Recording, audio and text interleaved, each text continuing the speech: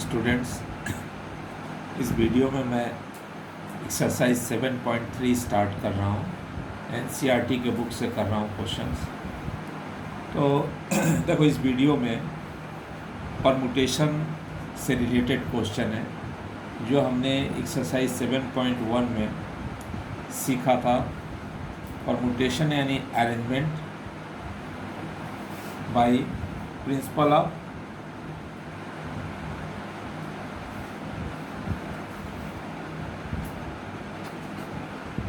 Fundamental counting. जो principal था fundamental principle of counting, उस वे से हमने अरेंजमेंट करना सीखा था। अब इसके लिए एक फार्मूला है जो हम इसमें सीखेंगे। वो क्या है? जैसे n थिंग्स है और उसमें से हमें r थिंग्स को लेके परमुटेशन करना है यानी अरेंजमेंट करना। हम उसको क्या बोलते हैं? Permutation of n things taken r at a time. तो यदि हमारे पास टोटल n थिंग्स है और r थिंग्स का हमें परमुटेशन करना है, तो फंडामेंटल प्रिंसिपल ऑफ काउंटिंग के हिसाब से हम कैसे किए हैं? फर्स्ट पोजीशन के लिए हमारे पास कितने ऑप्शन है? n ऑप्शन है, क्योंकि n थिंग्स है। सेकंड के लिए n-1 and so on. Third के लिए n-2। तो ये हमारा बीच में इंटू होते जाएगा और इस तरह से। अब देखो लास्ट, तो लास्ट हमारे पास क्या बच रहा है ये हमें समझना है। हमारे पास थिंग्स कितने हैं? Total r। तो एक एक करके हमारा r में से ये लेस होते जा रहा है। तो लास्ट में हमारे पास जो लास्ट पोजीशन होगा उसके लिए हमारे पास ऑब्जेक्ट्स कितने बचेंगे? n। देखो n हमारे पास फर्स्ट प्लेस के लिए है, सेकंड के लिए n-1। तो ध्यान दो, लास्ट जो है आर्थ प्लेस, उसके लिए हमारे पास होगा n-r-1। अब ये समझो कि ये कहाँ से आया, n-r-1 कहाँ से आया? तो देखो, फर्स्ट पोजीशन में n से कितना लेस है? 0। सेकंड पोजीशन में n से कितना लेस है? 1। थर्ड पोजीशन में n से कितना लेस है? 2। तो आर्थ पोजीशन में n से कितना लेस होगा? r से 1 लेस। तो इस वे में, इस पैटर्न से हम समझ सकते हैं कि लास्ट पोजीशन के लिए हमारे पास कितने ऑप्शन हैं। तो ये हमारा जो टोटल अरेंजमेंट होगा वो क्या हो जाएगा? n into n-1 into n-2 and so on up to n-r-1। तो हमारा टोटल अरेंजमेंट जो है यही होगा, n into n-1 into n-2 and so on. ये हो जाएगा लास्ट n-, इसको ब्रैकेट ओपन करेंगे तो n-r+1।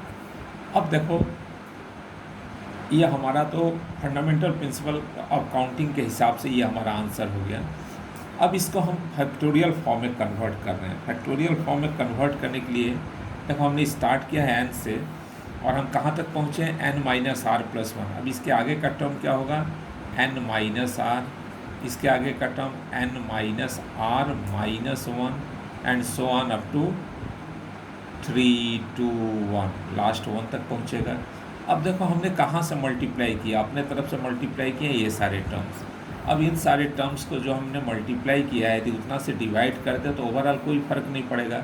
दैट मीन्स हम क्या लिखेंगे? n-r into n-r-1 and so on 3, 2, 1। तो अब देखो, ऊपर क्या हो जाएगा? न्यूमरेटर हमारा n से स्टार्ट है, कहाँ तक पहुँच गया?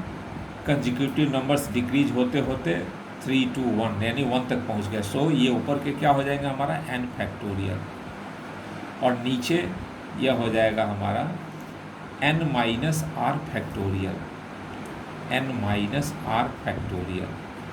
तो अब देखो, ये जो सिंबल है permutation of n things taken r at a time, उसको हम इस तरह से लिखते हैं NPR। इसका मीनिंग ये होता है permutation of n things taken r at a time. अब इसके लिए हमारा क्या निकला formula? n factorial divided by n-r factorial.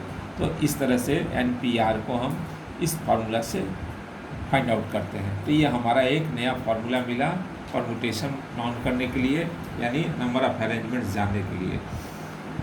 अब इसी फार्मूला के बेस पे हमें ये एक्सरसाइज करना है। तो देखो क्वेश्चन नंबर 1 है, how many 3 digit numbers can be form by using the digits 1 to 9 if no digit repeated. तो देखो क्वेश्चन नंबर 1 में हमारे पास ऑल टुगेदर कितने डिजिट्स हैं, 9 डिजिट्स है 1 to 9, और हमें 3 डिजिट नंबर्स बनाने हैं। दैट मीन्स हमारे पास थिंग्स कितने हैं 9, और उसमें से लेना कितना है 3 को, तो 9p3। अब इसको हम कैलकुलेट कर लेंगे इस फार्मूला के बेस पे, that is 9 factorial upon 9 minus 3, n minus R means 9 minus 3 यानी 6 फैक्टोरियल। अब ये क्या हो जाएगा हमारा 9 इंटू 8 इंटू 7, फिर आगे क्या होगा बचेगा इंटू 6 फैक्टोरियल, तो ये 6 फैक्टोरियल से कैंसिल आउट होगा। That means n into 8 into 7, इसका प्रोडक्ट हमारा आंसर हो जाएगा। क्वेश्चन नंबर 2 देखते हैं। क्वेश्चन नंबर 2 का रहा, how many 4 digit numbers are there with no digit repeated. अब देखो इस क्वेश्चन को हमें कैसे करना है, हमें 4 डिजिट नंबर बनाना है और कोई डिजिट रिपीट नहीं होना चाहिए। अब यहाँ पे एक चीज़ ध्यान देना है कि डिजिट होते क्या हैं, 0 से लेकर 9 तक ये सारे डिजिट्स हैं, यानी ऑल टुगेदर हमारे पास 10 डिजिट्स हैं। लेकिन एक चीज़ ध्यान देना है कि हमें 4 डिजिट नंबर बनाने में फर्स्ट प्लेस यानी 1000 प्लेस में हम 0 नहीं रख सकते हैं। 1000 प्लेस में हम क्या नहीं रख सकते, जैसे 4 डिजिट है, 4 डिजिट का नंबर बनाता है, ये हमारा 1000 प्लेस है, यहाँ पे हम 0 रखेंगे तो क्या हो जाएगा 3 डिजिट नंबर होगा। तो इस फर्स्ट प्लेस में 0 को छोड़ के हम बाकी 1 to 9 यूज कर सकते हैं। दैट मीन्स इस पर्टिकुलर एक प्लेस के लिए हम अलग से करें अरेंजमेंट, तो क्या हो जाएगा 9p1। अब जो बचे 3 प्लेस, इसके लिए अब हमारे पास अब डिजिट कितने बचे, एक डिजिट हमने यहाँ यूज़ कर लिया, तो 10 में से एक हमने यहाँ यूज़ कर लिया, 1 to 9 में से कोई एक, तो हमारे पास ऑल टुगेदर 9 डिजिट्स बचे इंक्लूडिंग 0। तो अब इस 9 डिजिट्स में हमें कितना को अरेंज करना है, 3 डिजिट्स को, तो हो जाएगा 9p3।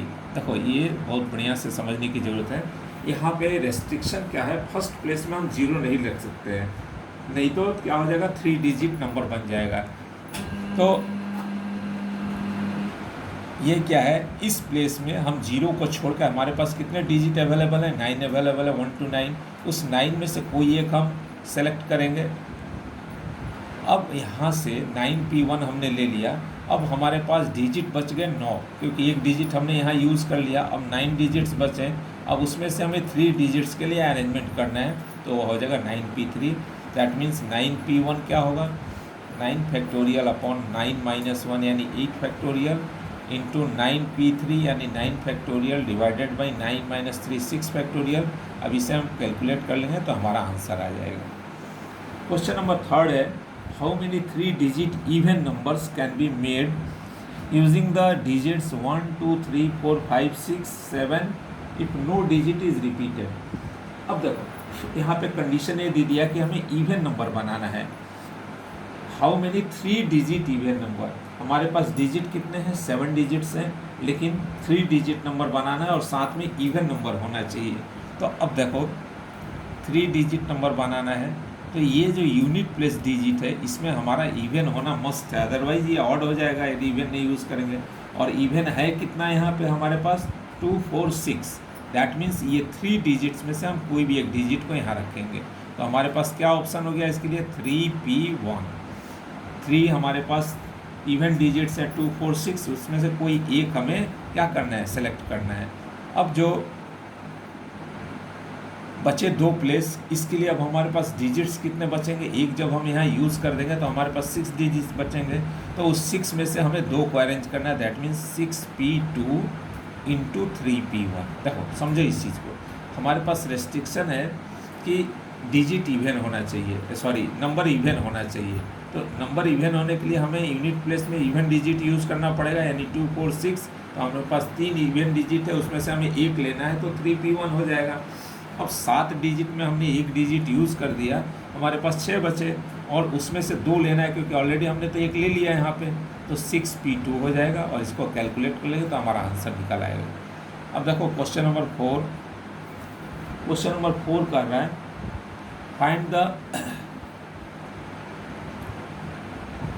Number of 4 digit numbers that can be formed using the digits 1 2 3 4 5 if no digit is repeated. फिर बोल रहा है how many of this will be even. Same इसी तरह से क्वेश्चन है। तो सबसे पहले क्या होगा, 4 डिजिट है, 4 डिजिट का नंबर बनाना है और डिजिट हमारे पास 1 to 5 है। तो सिंपल फर्स्ट क्वेश्चन का आंसर क्या हो जाएगा, 5p4।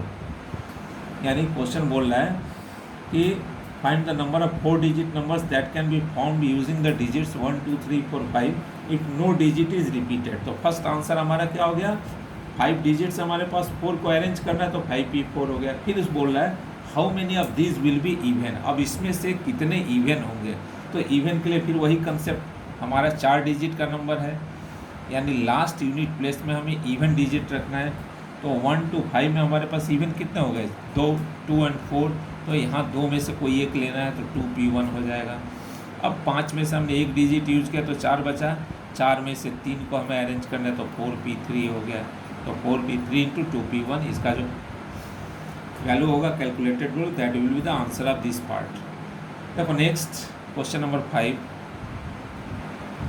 क्वेश्चन नंबर 5 है from a committee of 8 persons in how many ways can we choose a chairman and a vice chairman assuming one person cannot hold more than one position।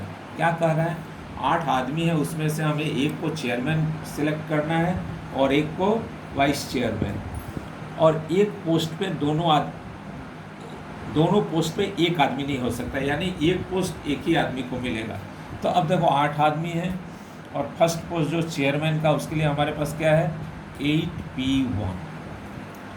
8 में से एक हमें चुनना है। अब जब हम एक चुन लिए, इसमें से प्रेसिडेंट चुन लिए, चेयरमैन चुन लिए, अब हमारे पास बचे कितने, 7 आदमी। अब हमें चुनना किसको, वाइस चेयरमैन को। तो 7 में से एक वाइस चेयरमैन होगा, दैट इज 7p1। तो हमारे पास कितने अरेंजमेंट हैं, 8p1 इंटू 7p1। इसको कैलकुलेट कर लेंगे, हमारा आंसर निकल आएगा। देखो क्वेश्चन नंबर 6, क्वेश्चन नंबर 6 में है find n if n-1p3 is to n p4 is equal to 1:9। तो देखो इसे हम कैसे करेंगे। क्वेश्चन नंबर 6 बोल रहा है n-1p3 is to np4 is equal to 1:9। तो अब जो हमने फार्मूला पढ़ा है NPR का, उसके अकॉर्डिंग इसको कैलकुलेट करेंगे। ये हो जाएगा n, न्यूमरेटर होगा n-1 फैक्टोरियल और डिनोमिनेटर क्या होगा n-1 - 3 that is n-4 factorial is to np4 यानी n factorial upon n-4 factorial is equal to 1:9। अब देखो हम जानते हैं इस टू मीन्स क्या होता है, अपॉन। अब यहाँ हम जब अपॉन में लिखेंगे so much upon so much, that is n-1 factorial upon n-4 factorial into. अब जब इनटू करेंगे, ये अपॉन में है तो इसको इनटू करेंगे तो क्या हो जाएगा, इन्वर्ट हो जाएगा। तो डिनोमिनेटर हमारा न्यूमरेटर में जाएगा और न्यूमरेटर डिनोमिनेटर में, by n factorial is equal to 1/9। n-4 factorial से n-4 फैक्टोरियल कट जाएगा। अब ये क्या है, n-1 factorial upon n factorial. हम जानते हैं n फैक्टोरियल को हम क्या लिख सकते हैं, n इंटू n-1 फैक्टोरियल। तो हमारा n-1 फैक्टोरियल से n-1 फैक्टोरियल कट जाएगा, तो बचेगा क्या, इसको मैं लिख दे रहा हूँ n-1 factorial upon n into n-1 factorial. तो ये पार्ट हमारा कैंसिल्ड आउट हो गया, 1 यहाँ रहेगा, is equal to 1/9। Cross multiply करेंगे तो क्या निकलेगा, n इज इक्वल टू 9। तो इस तरह से हमने इस क्वेश्चन को सॉल्व किया, n इज इक्वल टू 9 आया। अब देखो क्वेश्चन नंबर, ये 6 था। क्वेश्चन नंबर 7 में 2 क्वेश्चन है, 2 फर्स्ट एंड सेकंड पार्ट, तो ये भी हमारा सेम वे में हो जाएगा। अब क्वेश्चन नंबर मैं 8 बता रहा हूँ।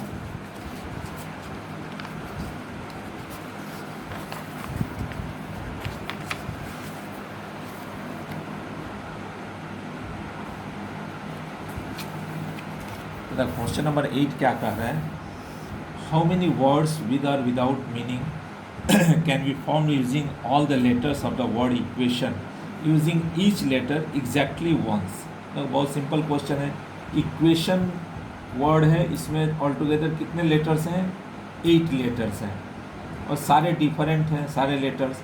तो इसको हमें आठों को यूज़ करना है, दैट मीन्स 8p8 क्या हो जाएगा हमारा 8p8 ये हो जाएगा 8 फैक्टोरियल अपॉन 8 माइनस 8 यानी 0 फैक्टोरियल। 0 फैक्टोरियल 1 होता है, तो ये हमारा ऑल टुगेदर क्या हो गया 8 फैक्टोरियल।